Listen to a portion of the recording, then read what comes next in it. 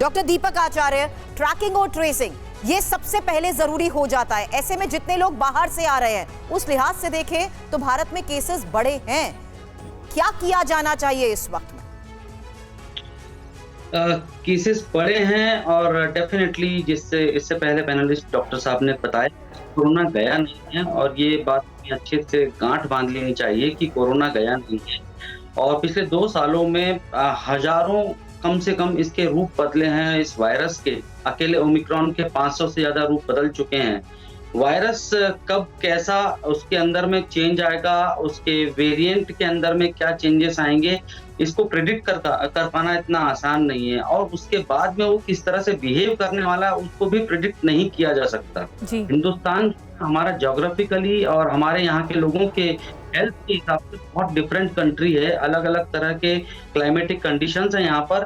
किस तरह से बिहेव करने वाला वायरस ये डॉक्टर दीपक, आपने बहुत बड़ी बात कही कि बायोलॉजिकली हर जो शरीर है, हर बॉडी जो है वो डिफरेंट है, और कैसे ये वायरस अगर किसी को होता भी है या कोरोना संक्रमित होता है तो वो उसकी बॉडी पर डिपेंड करेगा कि कैसे, क्या वो खतरनाक स्टेज होगा या फिर वो मिनिमल होगा, ये देखने वाली बात होगी।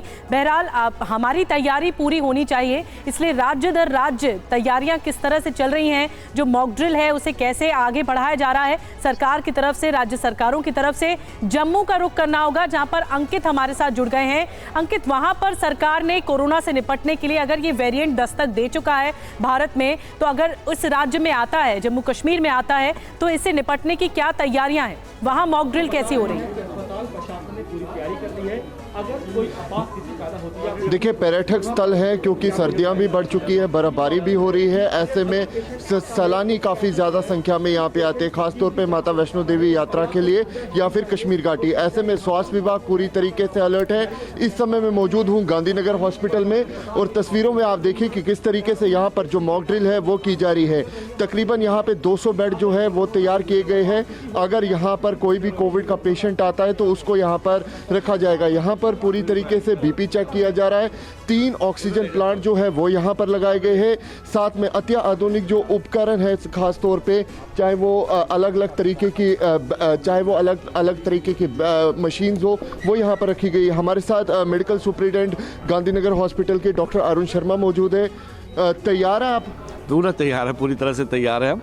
ये मॉक ड्रिल जो है पूरे हिंदुस्तान में की जा रही है, और हमारी जम्मू कश्मीर की सरकार, हमारे administrative secretary Shri Bhupendra Kumar ji and on direction of principal and dean doctor Shashi Surya Sharma, ये मेडिकल कॉलेज हॉस्पिटल है, मैटरनिटी एंड चाइल्ड हॉस्पिटल है। हमने यहाँ पे 3 वेव जो है ऑलरेडी कोविड की देखी है। फर्स्ट वेव में हमारे पास यहाँ इतनी मशीनरी इक्विपमेंट नहीं थी, हमने जनरल पेशेंट्स रखे थे।